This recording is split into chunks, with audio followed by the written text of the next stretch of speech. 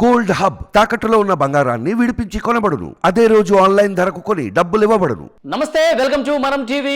మనం ఉన్నది మన కోసం. నేను వలి. ప్రస్తుతం స్టూడియోలో ఉన్నారు ప్రముఖ పొలిటికల్ అనలిస్ట్ చందు శ్రీనివాస్ గారు. వారితో మాట్లాడదాం. చందు గారు నమస్తే సార్. నమస్కారం వలి గారు. చందు గారు, తెలుగుదేశం పార్టీ వడివడిగా అన్ని స్థానాలకు ప్రకటన చేసేస్తుంది. ఇంకా కేవలం 5 అసెంబ్లీ 4 పార్లమెంట్ స్థానాలు మాత్రమే ప్రకటించాలి. కానీ జనసేన పార్టీ విషయానికి వచ్చేసరికి ఇంకా దాదాపు 10-11 స్థానాలు ప్రకటించాల్సిన పరిస్థితి ఉంది. ఇంకా నిన్న చంద్రబాబు గారితో భేటీ అయ్యారు. కొన్ని స్థానాలకు సంబంధించి మార్చుకునే ఆలోచనలో పవన్ కళ్యాణ్ గారు ఉన్నట్టుగా తెలుస్తోంది. ఏంటి ఇంత తర్జన భర్జన? తీసుకునేది 21, మళ్ళీ ఇందులో ఏంటి ఇన్ని సమావేశాలు, ఇన్ని మీటింగ్లు? కరెక్టే. ఎందుకంటే అధికార పార్టీ నుంచి పదవి అధికారాన్ని తీసుకోవాలంటే చాలా కష్టం. ఆ దిశగా వాళ్ళ యొక్క అభ్యర్థుల్ని 1, 2, 3, 4 కాడి నుంచి 11 లిస్టులు వచ్చేసినాయి. దాదాపు 12 లిస్ట్ అయిపోయిన తర్వాత మొన్న ఇటుకలపాయల 175 ప్రకటించాడు. మీరు అన్నట్టు 25 ఎంపీలు ప్రకటించాడు. ఎందుకంటే వాళ్ళ యొక్క ఇది పల్స్ చూసి వాళ్ళ పార్టీ నుంచి కూడా అసమ్మతివాదులు ఇటు వస్తారేమో అనే ఉద్దేశంతో మనం చూసాం. టీడీపీలో వచ్చిన వాళ్ళు ఉన్నారు, అక్కడ ఎమ్మెల్యేలు పొందినాలు ఉన్నారు, ఎంపీలు పొందినాలు ఉన్నారు. మనం ఉదాహరణకు వేమిరెడ్డి కావచ్చు, వాళ్ళ శ్రీమతి గారు కావచ్చు, మనం అన్నీ గమనిస్తున్నాం. మాగుంట ఫ్యామిలీ నుంచి కావచ్చు, వాళ్ళ అబ్బాయికి. ఇవన్నీ మామూలే. రాజకీయాలు ఏంటంటే సిచ్యువేషన్ ప్రకారం ఎవరు ఎప్పుడు ఎలా ఉంటారో తెలియదు. ఒక పార్టీలో ఉన్నారు, నైట్కి నైట్ ఉంటారు, తెల్లారి మారిపోద్ది. అవతల వాళ్ళ ఇదిని బట్టి ఎత్తులు వీళ్ళు పై ఎత్తులు వేసే పరిస్థితిలో ఉన్నది.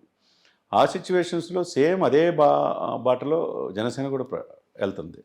దాంట్లో భాగంగానే పంచకర్ల వైసీపీ నుంచి వచ్చాడు, వంశీకృష్ణ యాదవ్ వచ్చిన, లేకపోతే అరణ్య శ్రీనివాస్ అని చిత్తూరు నుంచి వచ్చి ఇప్పుడు తిరుపతి పోటీ చేస్తున్నా.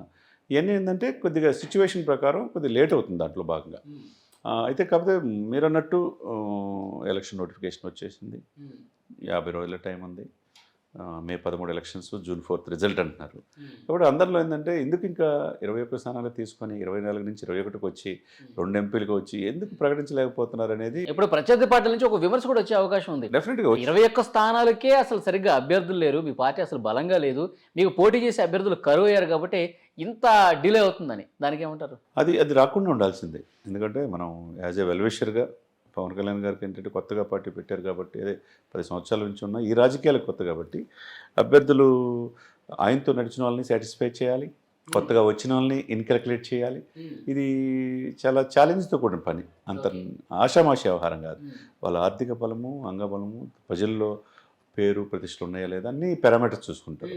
సపోజ్ అధ్యక్షుడికే స్వయంగా రాజమండ్రి సీటు కేటాయిస్తే ఆయన ప్రకటించి నువ్వు చేసుకో అని చెప్తే జిల్లా అధ్యక్షుడు ఆయన కందుల దుర్గేష్ రాజమండ్రి పక్కా గెలిచే సీటు. మరి ఆయన అలీగఢ్ అని చెప్పి గవర్నర్కి వచ్చేదారు, 77 సంవత్సరాల వయసు.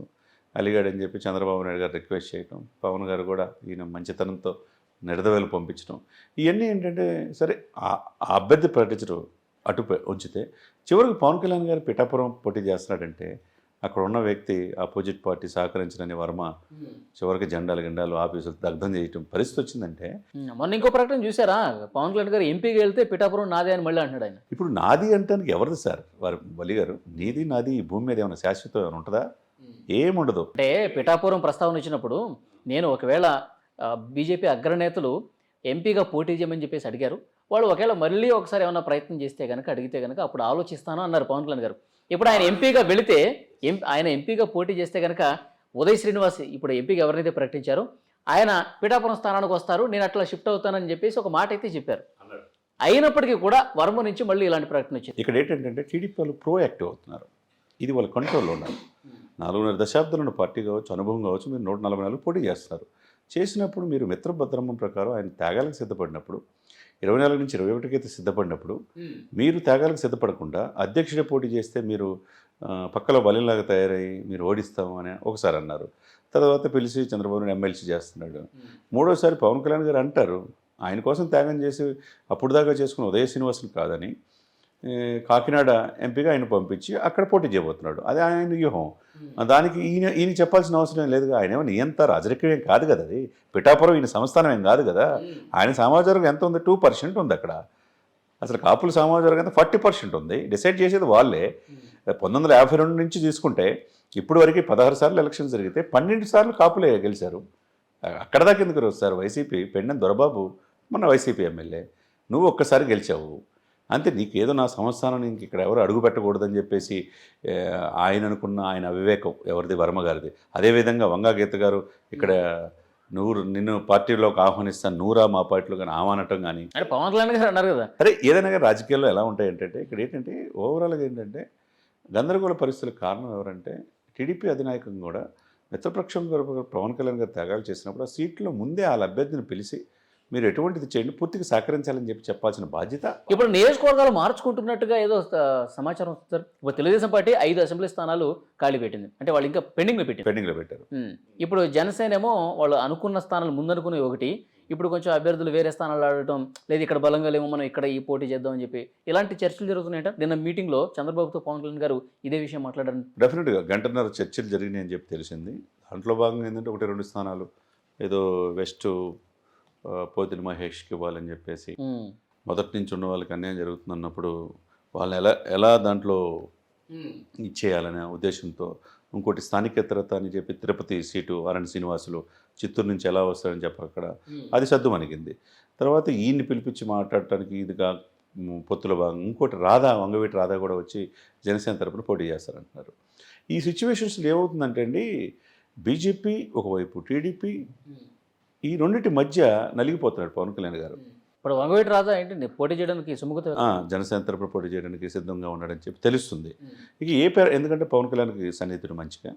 ఈ ఓవరాల్గా సినారియో చూస్తే ఏంటంటే గజిబిజి గందరగోళ పరిస్థితులు తావివ్వకుండా యాజ్ ఎర్లీ యాజ్ పాసిబుల్, ఇప్పుడు మీరు అన్నట్టు మొదటి లిస్టులో 5, తర్వాత ఒక 6 ప్రకటించారు, 11 పోతే మిగతా 10 ప్రకటిస్తే ఎక్కడ అసమ్మతులు అనేది 1-2 రోజులు ఉంటుంది. వాళ్ళు పిలిపించి ముందే మాట్లాడి ప్రకటించే ముందు వాళ్ళకి మొదటి నుంచి ఉన్నారనుకోండి, ఆ కాన్స్టిట్యూన్సీని అంటిపెట్టుకొని మీకు ఈ అవకాశం కాదు ఇంకొక అవకాశం ఇస్తాం, అభ్యర్థికి సహకరించి గెలిపించిందని నాయకులు పిలిపించి చెప్పాలి. అదే చెప్పకపోతే బొలిశెట్టి సత్య గారు ట్వీట్ చేసినట్టు ఉంటుంది. నేను 10 years నా ఆర్థికంగా నా టైము నా ఫ్యామిలీని కూడా వదిలిపెట్టి పయనించాను, చివరికి నాకు టికెట్ లేదు, కనీసం పిలికి కూడా మాట్లాడలేదని చెప్పేసి ఆయన ఆవేదన వ్యక్తం చేశాడు. ఆవేదనలో అర్థం ఉంది. ప్రతి ఒక్కరిని ఆవేదనతో, అంటే ప్రజాస్వామ్యంలో ఎవరైనా హక్కు అడుగుతారు, నీతో పయనించినప్పుడు నాకు సీటు కావాలని అడుగుతారు. అట్లా తమ్మిరెడ్డి శివశంకర్ గారు లాంటి వాళ్ళు కూడా 6 సంవత్సరాలు సర్వీస్ వదిలేసి వచ్చారు, ఆయనకే టికెట్ లేదు. అంటే మొదటి నుంచి సీనియర్స్ ఎవరైతే చేస్తున్నారో వాళ్ళకి టికెట్లు పోయినాయి, ఎందుకంటే పొత్తు ధర్మంలో భాగంగా వాళ్ళని పిలిపించి మాట్లాడి ఇది పరిస్థితి అని చెప్పి చెప్పాల్సిన బాధ్యత నాయకుడిగా ఉంటుంది. అదే సమయంలో ఈయన పోటీ చేసే స్థానాలపైన అవతల అభ్యర్థులను పిలిపించి టీడీపీ క్యాడర్ని పిలిపించి మాట్లాడాల్సిన బాధ్యత చంద్రబాబు నాయుడు గారి పరిస్థితి. అయోమయ పరిస్థితి, లోకలు ఇది మరి చివరి వరకు కంటిన్యూ అయితే, ఇక వారం రోజుల్లో నామినేషన్ వేయాల్సిన పరిస్థితి ఉన్నప్పుడు కూడా కంటిన్యూ అయితే కూటమికి నష్టం జరిగే అవకాశం ఉంది. డెఫినెట్గా నష్టం జరుగుతుంది. నో డౌట్, ఎవరు అవుననుకున్నా కాదనుకున్నా నష్టం జరిగిద్ది. కాకపోతే యాజ్ ఎర్లీ యాజ్ పాసిబుల్ ఇక మీద లేట్ చేయకుండా ఒక 2-3 రోజుల్లోనే ఆయన ఏదో వారాహయాత్ర స్టార్ట్ చేస్తారు 27 నుంచి అని చెప్పి అంటున్నారు. అది ఎప్పటి నుంచి స్టార్ట్ చేస్తారో ఇంకా ఫైనల్ కన్ఫర్మేషన్ కావాల్సి ఉంది, ప్రజల్లోకి వెళ్ళాల్సిన అవసరం. ఒకవైపు చంద్రబాబు నాయుడు, ఒకవైపు లోకేష్ గారు, ఒకవైపు బీజేపీ కూడా, వాళ్ళు కూడా ఇంకా తేల్చుకోవట్ల.